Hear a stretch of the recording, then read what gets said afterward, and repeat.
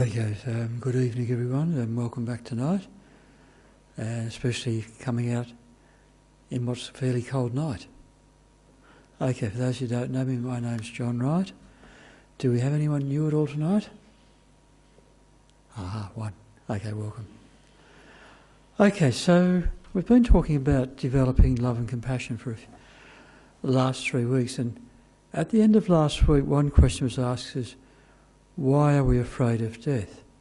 And I sort of gave, I guess, a partial answer to that in terms of, from the perspective of, we don't know what's coming up for us when we leave this body, what's happening. And in some cases, some people, they'll get, at the time of death, they might have a great sense of peacefulness pervade their mind, and a sense of joy and openness and space. Whereas for other people, the experience might be very different. The mind might be very closed and fearful, and there might be frightening experiences or visions that are appearing to them, which of course is going to cause a great more fear to arise. Now the other side of the course is what we're leaving behind. Now at the moment we're very attached. Our body is our most precious thing. We have our friends, our family, have our possessions, and we're attached to those things. And so that's also the thought of losing those, or being separated from those, will also cause us distress and fear if we're holding on and we're unable to let go. And for example, I've got a friend at the moment whose father-in-law is 97. His body's literally sort of coming to an end. It's becoming harder and harder for it to function. He's in hospital, and yet at 97 he's frightened of death. Now at 97, from one point of view, if you've spent your life meditating on impermanence and the fact that death is going to occur, really at 97 it shouldn't be a big surprise that probably you're going to die sometime soon. But in this case, he's very frightened. And I get that really that's a really, really sad sort of situation to be in. And obviously part of what we're trying to do with our spiritual practice is to prepare ourselves for the next moment, the next moment, the next moment, and of course whatever transition that occurs in our life. Now, for example, when we were young, we sort of had transition from primary school to secondary school, and we were sort of looking forward to secondary school, so we weren't too attached to what we'd left behind, so that was easy. When we finished high school, some of us would have gone to apprenticeship, some would have gone to university, but again you're sort of looking forward to what's coming and not too attached to what's behind. And then, once you finish your training, you move to a job. You do things like, say, pack up and move something, leave everything behind, go and live in a new place, for example. So there's a whole bunch of transitions we've done in our life, and hopefully in most cases they've been quite easy for us. And for two reasons. One, we haven't been too attached to what we've left behind. We're not holding on to it. And we're sort of looking forward, or having a sense of anticipation about what's ahead of us. Now the process of death is a little bit that way as well. It's another transition, although slightly somewhat bigger. There is no return. You can't go back home in 5 years' time, sort of thing. Now we are separating from this body. We are separating from our possessions. We can't take those, and we're separating from our friends. We can't take those, and they can't help us either. We are completely on our own in that circumstance. And so what's of most benefit at that time is obviously calm and a peaceful mind, but probably the most powerful thing for us is a mind of love and compassion. So if we've spent many years training our mind in developing the qualities of love and compassion, then as time progresses, that practice will deepen and deepen. Those qualities within ourselves will become deeper and deeper and more automatic.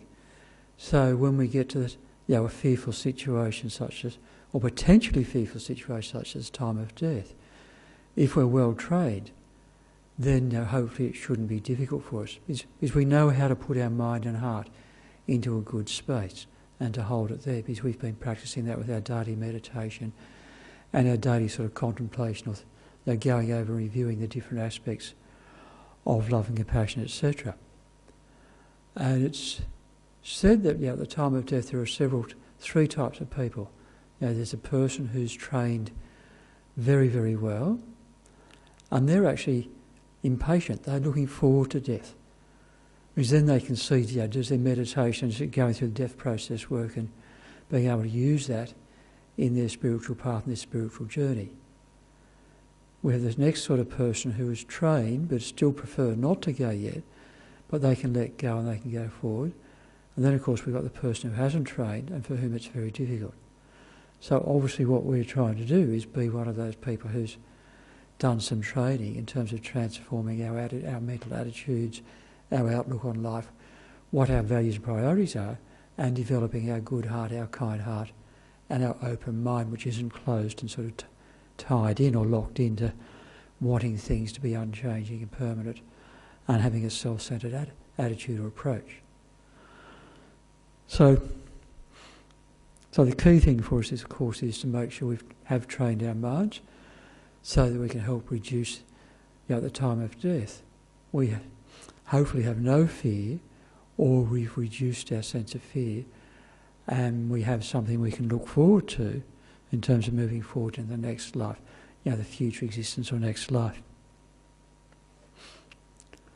So that's sort of it, I guess, a little bit more I want to add in terms of that question that was asked last week.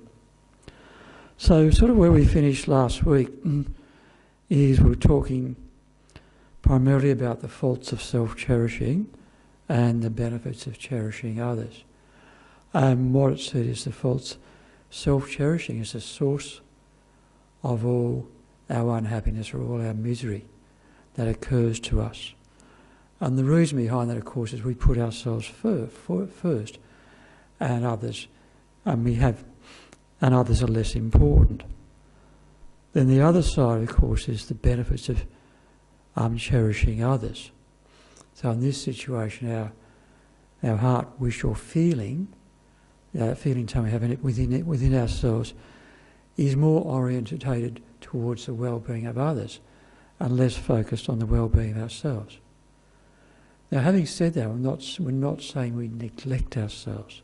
We make ourselves a doormat, or we try and make ourselves a doormat for everyone else. Now, we still need to be a strong individual, but we've got less, the intensity of our sense of I is less, and our awareness of others is more, what they're going through, and our understanding of our own mind is also better as well.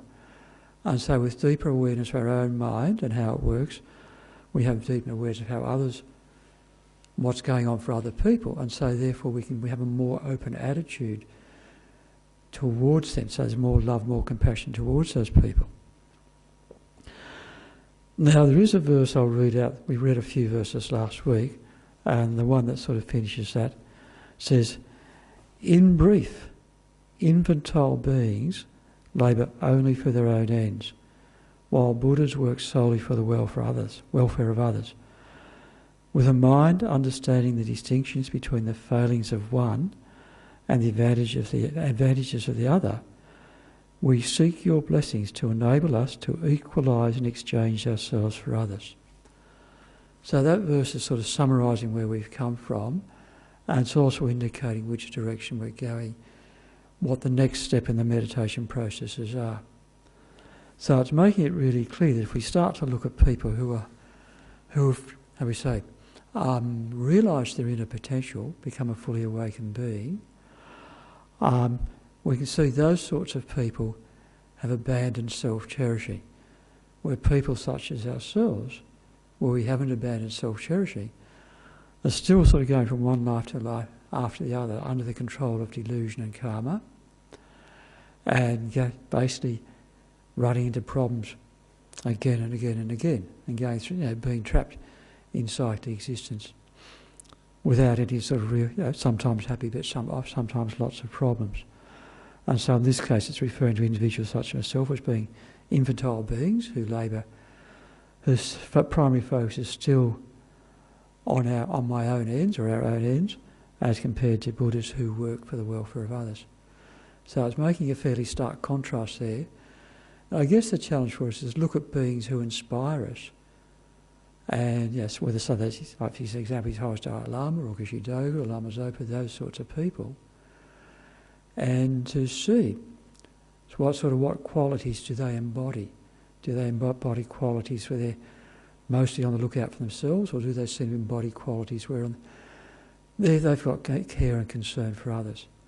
And what this verse is basically saying, there's a big difference between the two. So the person who's abandoned self-cherishing has been able to achieve Buddhahood, and the person who hasn't is still going from one life to the other. Okay, so the next section is talking about exchanging self with others. And in terms of this, we need to review the ideas of compassion and love. So compassion is the wish for others to be free from suffering. And love is the wish for others to experience happiness. And so there is a 4-line verse for each one of this, along the lines of, may all beings be free from suffering, may all beings be free from the causes of suffering, may I be able to lead all beings away from suffering, please Guru Buddhist bless me to be able to do this. And there's a similar verse for love, may all beings experience happiness, may all beings experience the causes for happiness, may I be able to bring this about for all beings, please Guru Buddhist bless me, or the enlightened beings bless me to be able to do this. Now I think as part of this we need to have a deep understanding of compassion. And compassion, obviously, as we said, is about the wish for others to be free from suffering. So we need to understand, what do we mean by suffering? So obviously there's different levels of suffering. So there's the obvious suffering that we can see with our eyes, or hear with our ears, or experience ourselves. So the suffering of physical pain, the suffering of mental torment, the suffering of hunger, the suffering of deprivation, the suffering of fear, of depression. These are obvious sufferings that people experience while they come and go. We can see that. But there's deeper levels of suffering. And the next one is what's called suffering of change. And the suffering of change is the fact that whatever pleasure we have, it never gives us everlasting satisfaction. So I can put on my favourite piece of music and play it. Some might have a CD I put in my car, so whether it's the Seekers or the Rolling Stones or something like that. But after half an hour or an hour or two, the enjoyment goes. Somehow, it doesn't stay there. The initial time, hearing the song, this is fantastic. You can sort of move along with the music and just, sort of really get some joy and happiness with it. And if you keep playing it again and again and again, it starts to become more, less and less enjoyable, to the point where it can become completely unenjoyable. And that's an example of the suffering of change. That whatever pleasure we have is temporary, and it doesn't give us everlasting satisfaction. And in actuality, that nice piece of nice music or the nice clothes do not have the property of being able to give us happiness. If that object had the property of giving us always being something that was happy or would make us happy, then the more we would have of that, the more happy we should get. And in reality, of course, that's not the case. The more we have of, we tend to get less happy, especially if we look at a piece of food that we really, really like. We have a small amount, it tastes fantastic and beautiful. Then have a bit more, there's a little bit less pleasure. Have a bit more, there's less pleasure. And keep eating more. Eventually we get a bloated stomach, it becomes extremely uncomfortable for us. So the object, the sensory object that we've got or having, doesn't have the property to give us happiness. It's our mind. The state of our mind that views in such a way initially gives, we seem to get happiness from it, but that happiness gradually dissipates the more and more we have of it. So this is the example of the suffering of change. So every living being constantly is experiencing the subtle suffering of change. And this is something that's more subtle, it's not on a gross obvious level. So all beings have that suffering of change, that lack of satisfaction, trying to get sensory objects or different experiences, which can, don't have the nature of being able to give us permanent or deep satisfaction. They just don't have that nature properly, so we can't ever get satisfaction that way. There is a more subtle level of suffering, And for us to see that, we need a very clear mind, and we needed to have meditated, understood the pure nature of our mind, the fact that we don't have this concrete, permanent, intrinsic self that we grasp onto as being permanent and truly existent. And this is called pervasive suffering. It's called pervasive suffering because this wrong view we have of ourselves pervades every moment of our life. It's habitual, it's deep, it's instinctive. It's not something that's at a shallow level that we can see very easily. It requires a lot of meditation and quite a very, very still, concentrated, calm mind and deep insight and deep analysis to get to a point where we have the potential to develop direct insight into the true nature of the reality of ourselves. But prior to that, just through thinking about and meditating on it, we can start to develop some sort of inkling of how our view of ourselves and reality is wrong or false. And so this view that pervades everything that we do, and so because it pervades it's called pervasive suffering. And it's what keeps us trapped in psychic existence, going from one life to the other, being under the control of our delusions, our disturbed states of mind, and the karmic actions that we do as a result of that. So the actions we do out of anger, the actions we do out of ignorance, the actions we do out of attachment are all propelled by this wrong view. And this then propels every existence that we have. Now at the moment we have a human existence, so in terms of Buddhist cosmology we're in a very fortunate position. But there are many times we don't have a human existence. We have an existence in an animal realm or a hungry ghost realm, or the Buddhist texts also talk about existence in either a hot hell or a cold hell. There's an existence where we're so locked in, our mind has no freedom to move almost. Our body can be either on fire, so every single atom of our existence experiencing pain. We have no way to escape that. We're totally trapped.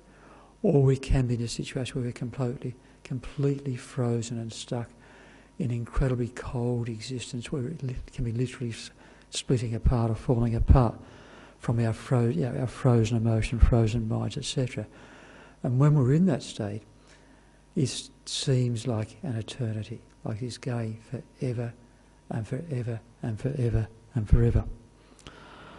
So that's so what we're trying to talk about here is if we can develop a deeper sense of the suffering we experience ourselves, both at an obvious level, at a subtle level and a very subtle level, the deeper the awareness we have of that, the deeper the awareness we have of what other people are going through as well. Like whether it's our parents of this life, our partner of this life, our children of this life, our friends of this life, our enemies of this life, our pets of this life, all the beings that we might have some sort of interaction with or interdependence with are all going through similar processes.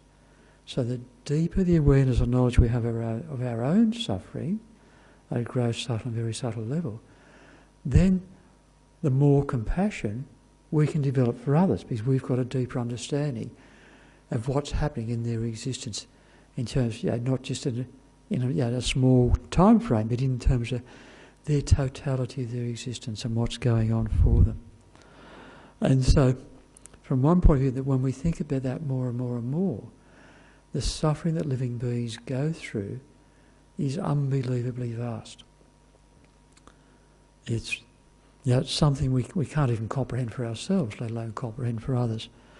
But the more we can comprehend of that, then we can have deeper and deeper compassion. So in other words, our heart can be open more and more to others. And we can be more in the space where we can hold others with a compassionate, loving embrace just of our presence. It's not as though we can run out and actually do much for a person, because we can't really take away other people's suffering. Like for example, if someone needs new clothes, we can give them new clothes. If they're hungry, we can give them food. But their deep existential suffering, we actually can't take that away from it. But we can be a compassionate presence or a person with warmth and love to be with them, and where possible, if we have the skill and the insight and the qualities, to give them the guidance to find their own path to becoming free from that suffering. And so obviously part of the aim of this succession of meditations we've been talking about is to get ourselves to the point where we've realised our own inner potential and developed our inner potential qualities, where we actually are an individual who can be there for other beings, completely in the fullest way possible. Right? At the moment, if I have someone who's got a problem that I'm dealing with, whether it's at home or at work, I really don't have much idea what's going on in that person's mind or their life. I mean, I can listen to the person, I can talk to them, but I don't know their history or their story, even in this life, let alone what the history of their story, their karma is, and where all that's come from. Because I don't have clairvoyance, I don't have a super clear mind or insight, and I don't even have insight in the nature of my own existence to a large extent either, let alone what's going on in another person's existence either. So it's really important for us to work to develop our inner qualities as much as we can while we have this human life. And we have access to a tradition where we have qualified teachers, such as Dalai Lama or Geshe Doga, for example, Geshe Losang, etc. And we've got access to this living, breathing lineage, which originated 2,500 years ago from the Buddha. And what makes it unique is that Buddha had disciples, and he was able to be with those disciples and give the appropriate teachings and guidance. So they then got the teachings became experiential for them. It wasn't they did develop an intellectual understanding, but they made it their own experience. And once they made it their own experience, they were then able to transmit it to the next generation. And again, that became their experience. And this living lineage has come down to us at this present time. And we're actually incredibly fortunate because, we've been born in a country where we're safe, we've got adequate affluence, and also as individuals we've got interest, we have the karmic connection to interest to want to pursue a spiritual path and develop our inner qualities. And this is really, really rare, really incredibly rare. And it's interesting, the analogies given in the text is, imagine that in the vast ocean there's a floating golden yoke just moving around in terms of the vicissitudes of the winds and currents, and there's a turtle living deep in the ocean. And every 100 years it comes to the surface for a moment to take air and then goes back down for another 100 years. And the time, this happens countless times, but the time, somewhere on the line, that turtle comes up, its head comes up directly inside that golden yoke. So that's the metaphor, the analogy that's given to indicate the rareness of the human rebirth that we have at this moment. And the golden yoke, of course, being the teachings of the Buddha. The being coming up for breath means we're leaving the lower realms, coming up to the human realm for a rebirth. So we have an incredibly rare situation, and we all have Buddha nature or Buddha potential within us, and we've had the conditions. We've met the conditions that allows us to sort of make progress in actualising our inner potential in a way which is an incredible benefit for ourselves. And of course, as we develop ourselves, there's incredible benefit to the people that we interact with, our family members, the people we work with, the people we might see on the news or walk past in streets or shops, etc. So we've got unbelievable potential in terms of what we can do with our human life. And obviously at the moment, for example, working on developing love and compassion is one of those extraordinary things. Now, we're not sitting in a room talking about let's develop hate or anger, we're developing love and compassion. And I think recently at work I was in a staff room and there's some different promotion positions being open. So they're talking about the people who are applying for those. And it was a very uncomfortable conversation because the conversation is around talking about the lack of qualities of these individuals and how it's inappropriate. They really shouldn't be going to those positions. They didn't have the required skills or qualities or whatever. And I thought this is probably not the best conversation to hang around. It's sort of, it's a different. So I must, I did walk away, but I can remember feeling quite uncomfortable with that because it's a little bit it's different to what I guess we're trying to do here, was rather develop a more open attitude towards others. Now, it doesn't mean we shouldn't be unrealistic, but we do have to be careful in terms of how if we have a run in a conversation, it ends up just sort of criticising people for no good purpose, for example. So this is more just, we're in a situation where we can move away from that sort of thinking, if you like, or negative thinking, into a realm of more positive thinking and developing our potential in order to be of more benefit to others. Anyway, I might stop at this point, and we probably should spend a little bit of time doing some meditation, then we'll have some question discussion after that.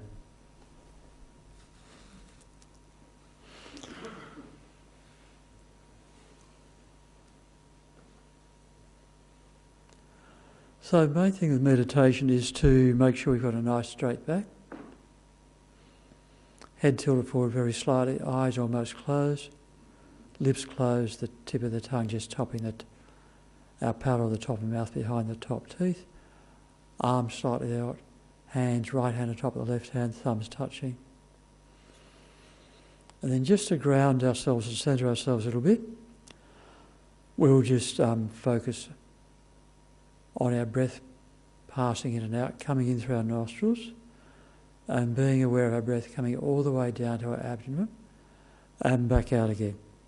And we're not trying to control or regulate our breath. We're just being with our breath and feeling our breath entering our body and leaving our body, and at the same time being aware of our body being very grounded on the cushion floor beneath us. So we'll just do this for a few minutes to allow ourselves to settle down and to bring our mind in a bit.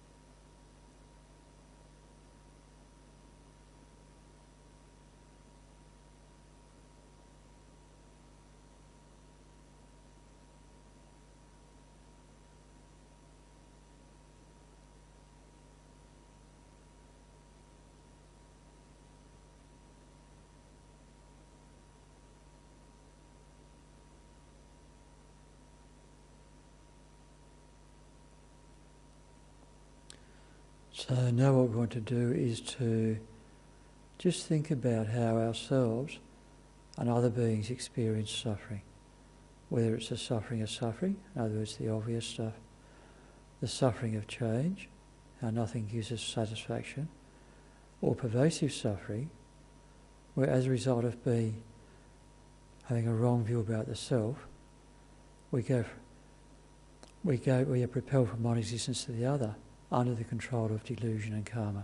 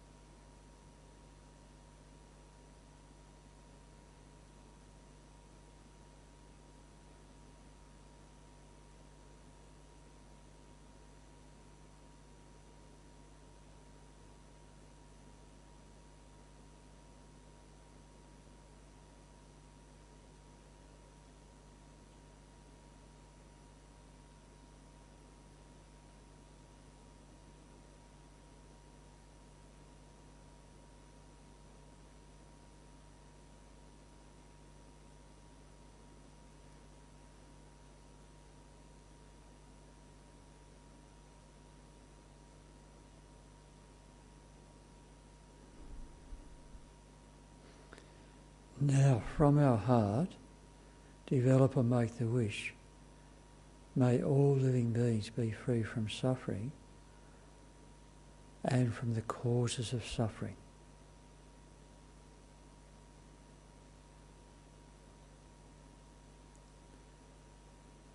May I cause this to happen. Please, enlightened beings, bless me to be able to do this.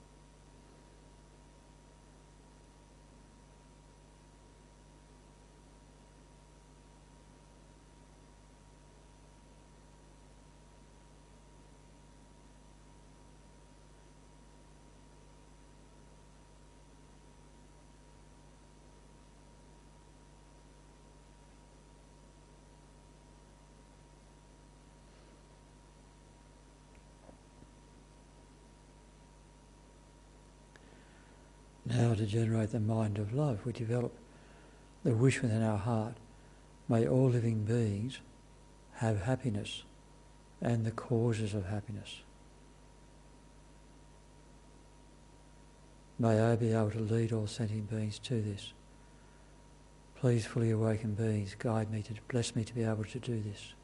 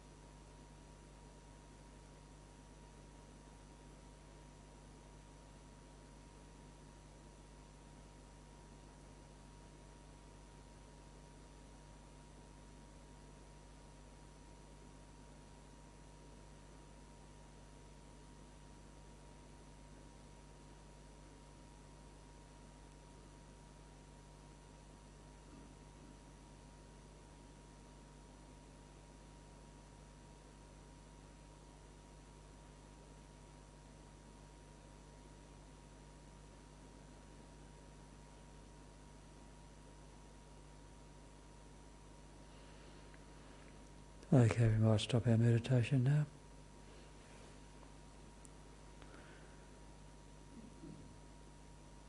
Okay, any questions or comments or discussion from anyone?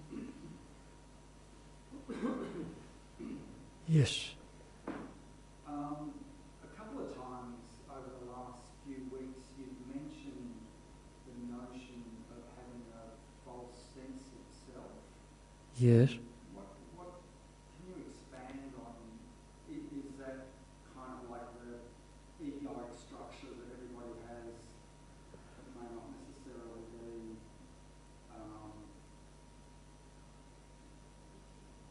sort of stable or real, or? Okay. So the question is, talk about more. I've talked about how we've got a false sense of self. To talk about that more, or expand on that. So, in Buddhism, there's a whole topic in Buddhism called emptiness. And what the basic thing is, in terms of what, as a human living being, we've got a in this case, got a combination of body and mind, and those are dependent on causes and conditions, parts. But also on top of that, there's a label. So in my case, I've been labelled John. That's what my parents call me. If I looked at this table here, in English we call this thing a table. And we can call it a table as it performs the function of a table. So I can put things on it, I can put my, etc. And it's roughly got the shape of a table. So by convention, we label it as a table. Now, if we were to investigate this, so in our mind, there's this idea of this thing called table out there. Okay? And so we say, okay, and to some extent in our mind we think there's some sort of truly existent or self-existent entity here called a table. But what happens is if we investigate and say, okay, where is this thing called table? We can pull it apart. So is the table, for example, made up of the parts that have been pulled apart individually? In other words, is it the collection? So is it the individual bits? Is it the collection of the parts? Is it the shape? What actually is the table? Now, because the table's made of parts, we say, well, this is a table, then how many tables do we have? If it's the parts on the table, so what's the table? And it's the same thing like with us as a human being. We've got a body and a mind. Is the I or the self or me, is it one with the parts, or is it separate to the parts, or some sort of combination of both, or neither? So there's 4 possibilities there. So the problem, if it's one with the parts, because I've got a body and mind, and which one's me? Is it my body or is it my mind? And when we don't analyse, sometimes we think we have this sense of I in our body, other times we don't always have this sense of I in our mind. But if we start to investigate and find out where is this me or who is me, the deeper we analyse, the harder it is to actually find this entity, this self-existent or truly existent thing called I or me.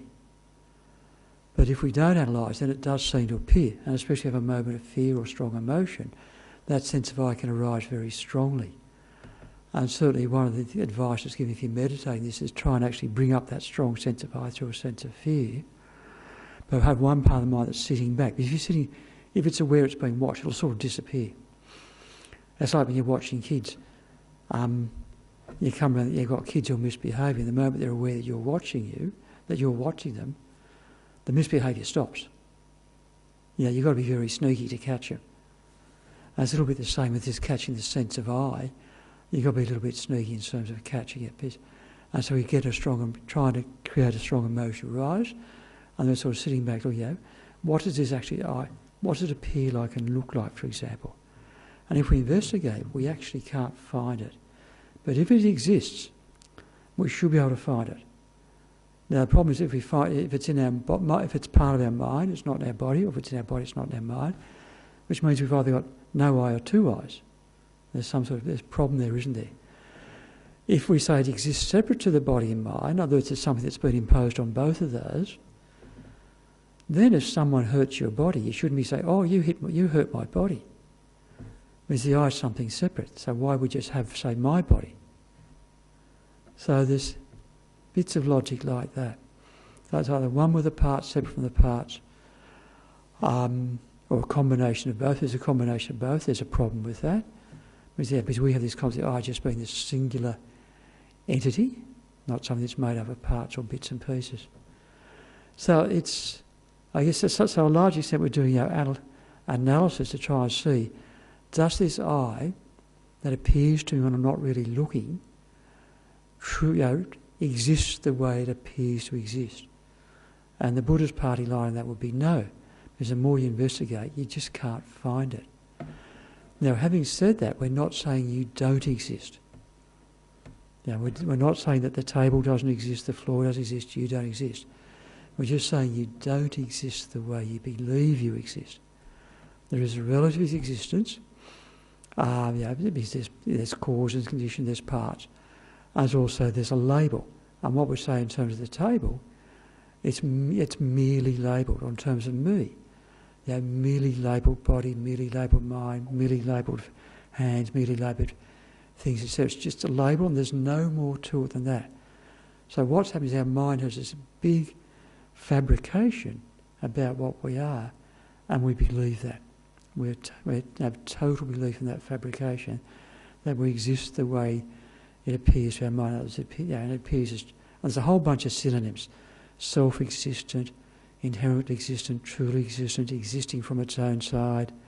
They're all synonyms for exactly the same thing. In other words, independently existent is another one.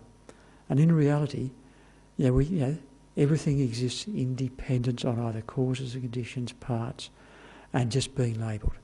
They're merely labelled, nothing else. And even emptiness is also empty of being truly existent. There is no truly existent emptiness either. And emptiness here we're talking is the emptiness of an incorrect view about about ourselves. Like we see a mirage and we believe it's water. Once we get a direct realisation this is a mirage and not water, we see that mirage is empty of appearing as water. Now, we're not saying the mirage doesn't exist, but we're saying its existence as appearing as water doesn't exist. So it's the same sort of thing for us. We do exist, but not in a truly existent manner. We're just merely labelled parts and causes and conditions, nothing else. Is that enough? There's some very, very, very thick textbooks on all this sort of stuff, but it gets very difficult. It gets really complicated. I was talking about a year. I read a book by a guy called Buddha. He wrote. Nagarjuna is sort of the person who's in this tradition is most famous for clarifying the view on emptiness. But his writings were very, very concise, and you need to be pretty highly advanced to make sense of them. So Buddha came along and wrote a commentary. But his commentary is really very, very, very difficult reading. And for example, Lama Tsongkhapa, who's the middle figure, the three statues there, who founded this tradition about 600 years ago, he was trying to understand what's called the middle way point of view, which in the middle way point of view says things don't truly, is between the extremes of nihilism and eternalism. In other words, things don't exist inherently, but also things don't exist. He was trying to understand this. And he got to a particular verse in Buddha Palita, and he suddenly had a direct realisation or direct understanding of what the meaning of emptiness was. But he had to work at it really hard. And we're talking about Lama Tsongkhapa. He spent 3 years, for example, with his half a dozen best disciples, and these are all incredible meditators. And they went to a remote place in Tibet. Well, actually, most of Tibet was remote. And they did really serious retreat. So, for example, they'd start off not even eating hot food. So things like sampram, butter, that sort of stuff they're eating. But he did 3.5 million prostrations. And that's about, I did some maths on it the other day actually, but it means he was probably spending 8 or 10 hours a day just doing prostrations, going up and down, in order to purify negative karma. He also did some phenomenal amount of mandala offerings.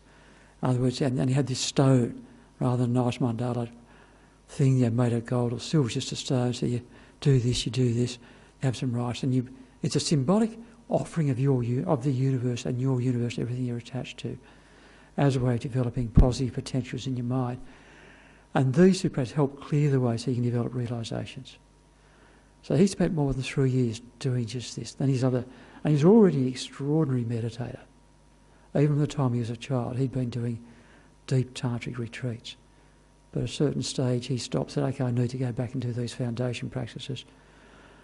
And then he obviously was reading Buddha Palita and also a whole bunch of other commentaries. One particular line in Buddha Palita's commentary, it sort of hit him. Yes, it just had that direct realisation. But look, so I guess that illustrates there's a fair chunk of work involved. So there's probably simpler things you can work on before you... Oh, absolutely. Well, the main thing is, if you read, like Lama Zopa used to spend a lot of time teaching emptiness, but just to understand the way we view things is not true. It's an illusion. It's like a dream. It's like an illusion. Yeah, I really think just things are just merely labelled. And you spend a lot of time, talking about the merely labelled eye, eating the merely labelled food with a merely labelled plate on the merely labelled spoon, etc. Just hammering that point that things just exist in terms of labelling only, and obviously causing conditions and parts as well. This idea of things being merely labelled, rather than some sort of concrete, substantial existence without causes or anything, or parts or conditions, just existing there in and of itself. Obviously, especially the eye. It's just an illusion. So we certainly can think along, rather than that really deep stuff. And for example, all the Geshis, like Geshe Doga, etc., when they do their monastic training, they go through a text by Chandrakirti called the Key to the Middle Way. And they spend 2 years going through this text. And it's not super long. And that's to learn the text and to understand it really deeply, and they debate it. So they're on this like all day long, every day for 2 years. Then after they've done it for 2 years, they then go back and do it again for another 2 years. But the second time round is so they actually generate the realisations. So the first time round get the intellectual understanding, second time round to generate the realisations. So even in the monastery, they're spending 4 years just on that topic of emptiness alone. So we've spent 10 minutes. So it's going to take a little while. But look, just to have that idea, look, the way things appear to me is false or not true. Just to have that thought in our mind is incredibly powerful at shaking our view of reality. Really, really powerful. And I love Yeshe used to encourage that a lot. Just if you get to that point, it's really amazing. Okay, other questions?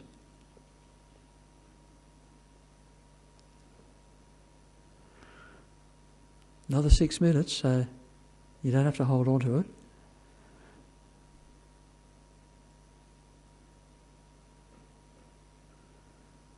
Actually, I guess if you want to read through commentaries on emptiness texts, you go to, I think, the TO website. Geshe Doga in the past has taught Chandrakirti's Entering the Middle Way, which is text I referred to before. He's also taught another text, which is R.E. Deva's 400 Stanzas. And there's an incredibly good English translation of that by a lady called Ruth Sonam. And he also taught the wisdom chapter in the Bodhisattva's Way of Life. I mean, those 3 texts all have very detailed teachings on the Madhyamika point, view of emptiness, but also the other point, the lower schools, and saying why the lower are portions of what they say are correct, other portions are incorrect. And what's happening in Buddhism, I guess the views of emptiness have been compartmentalised into 4 different schools. And to some extent, from an experiential point of view, we would travel gradually through the lower school to the second school, the third, to the mind-only school, and eventually to the middle way of Madhyamika school, from a pragmatic point of view. And the understanding becomes more and more refined and more subtle. But of course, the Madhyamikas, what they do is they have to knock down all the mistakes in the lower views. But from a meditation point of view, those lower views are very good to help us go along. And for example, the mind-only school, it says that its view is that everything we experience is a projection of our mind. And that's quite a powerful thing. Because it's our karmic projection. Every person, the way I view the Rolling Stones, for example, some of you will like the Rolling Stones, or others of you think, my kids think the Rolling Stones is not that good. So there's different karmic projections there. So we're creating our reality. Our reality is created by our mind. So that's very powerful as well. That rather than things are existing truly or have a self-existence or external existence. And the mind goes very much breaking down that subject-object duality or dualistic thinking that's going on by saying, look, actually everything you see, whether it's you or what's out, is a rejection of your mind. And there's a detailed philosophy there about how they explain that. But from a practical point of view, it's a good way to meditate or think, to challenge our way of thinking and how we view reality.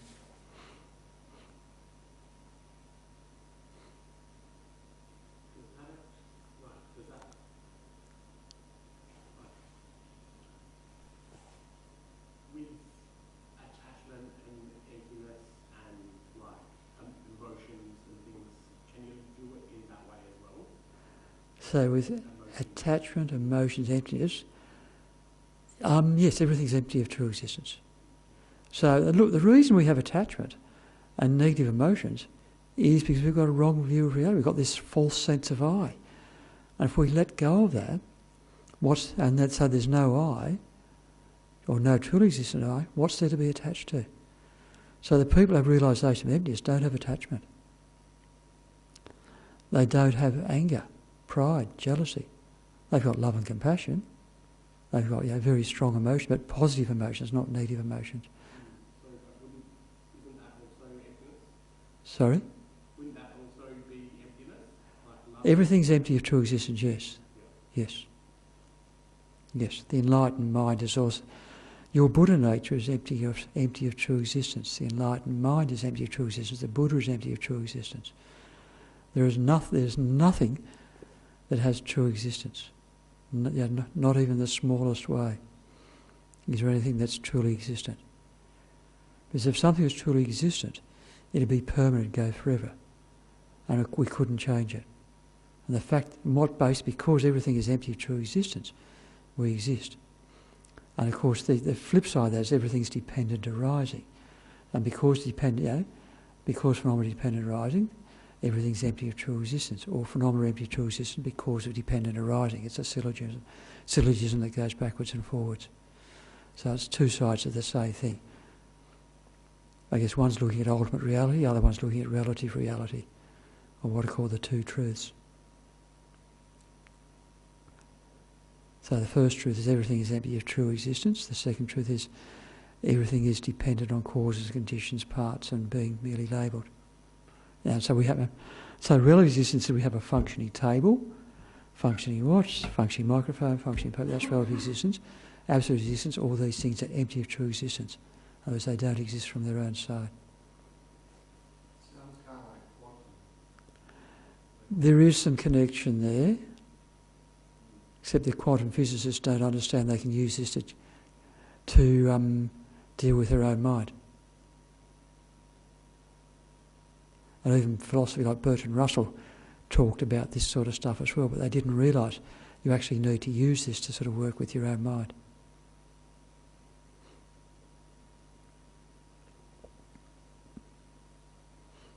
Physics was my favourite subject at uni.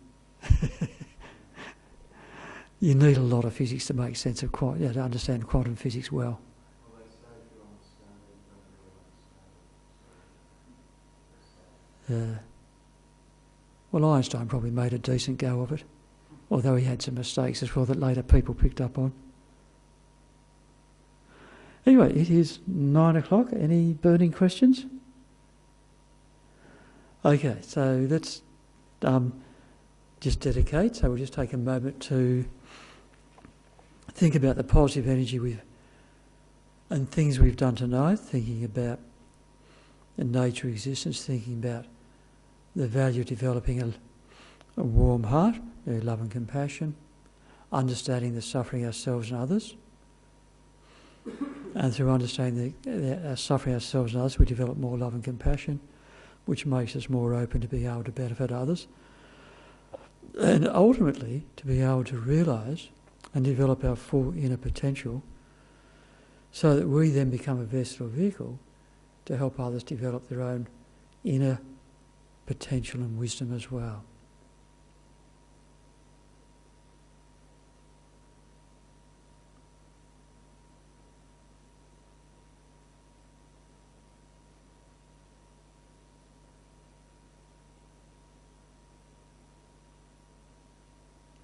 So as we develop the candle light of our own inner wisdom, our own heart, we can then transfer that light to help others develop their inner wisdom as well.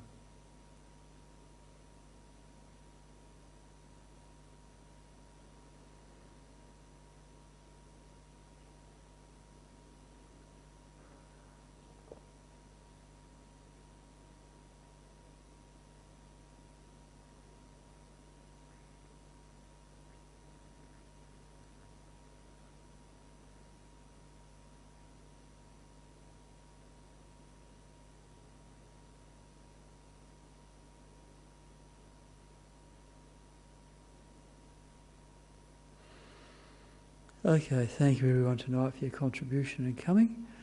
I've got one more week because this month had 5 Mondays in it. So I'll be, as long as I'm alive and well, I'll be back next Monday. So thanks everyone. And there's be tea and probably bickies and other stuff in the kitchen if you want. Or you can head out in the cold and go home. I've got a warm fire at home to get back to.